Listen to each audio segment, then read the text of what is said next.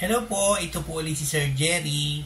For today, ang i-review naman natin is itong C2 Red, yung apple flavor, di ba, na 355 ml, 12 ounce. Request po ito ni Sir Justin Pabayda, no, isa sa mga followers natin dito sa ating YouTube channel.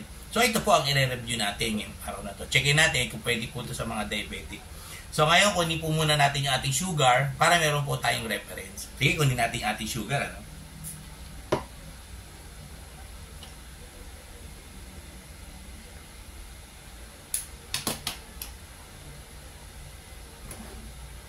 Wala po pala.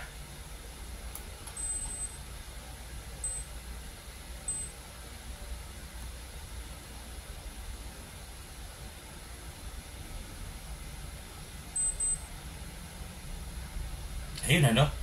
Ang ating pong sugar ngayon is 165. Medyo ano po kasi hapon na, no? Kaya makikita nyo po madilim. No? So ang ating starting sugar is 165. Ayan, nakita ba? 165. Okay. So ano po, no? Ang gawin po natin, inumin natin itong C2 Red, no? Saka malamig pa po ito.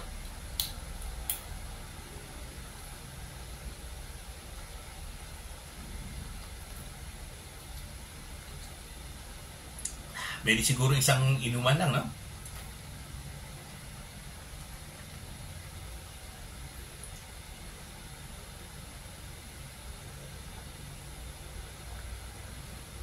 Ayun, ano?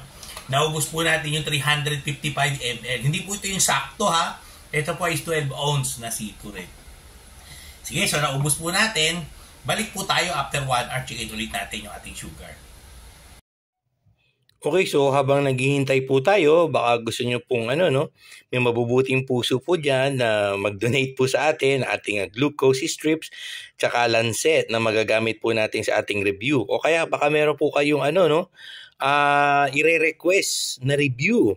Tumatanggap po tayo ng donations to ating GCash sa 0967-190-0407.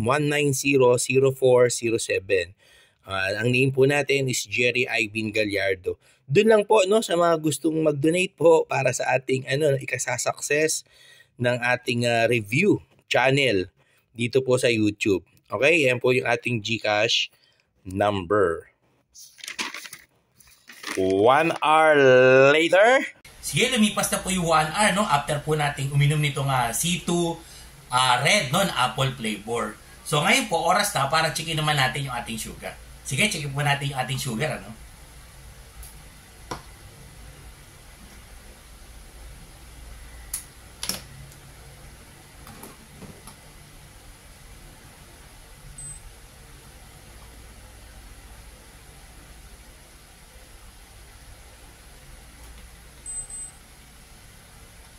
Ayun, ano? 178. Ayan. So, kanina po ang sugar level po natin is 165. Ngayon naman po is 178. So, tumaas po siya ng ng 13.13 yung ating sugar level after natin uminom ng C2 Red na 355 ml. So, pwede naman pala siya sa mga diabetic, no? Moderate lang itataas ng ating sugar level kung iinom tayo nito. Anyway, maliit lang naman kasi siya, di ba? 12 ounce lang, 355 ml. So, ang ating pong review sa C2 na apple is okay naman pala siya. Pwede para sa mga diabetic. Basta yung ganyan lang po na size. Okay, kasi 13 lang ang itinaas ng ating sugar. Sige, so ito po si Sir Jerry hanggang sa susunod na video.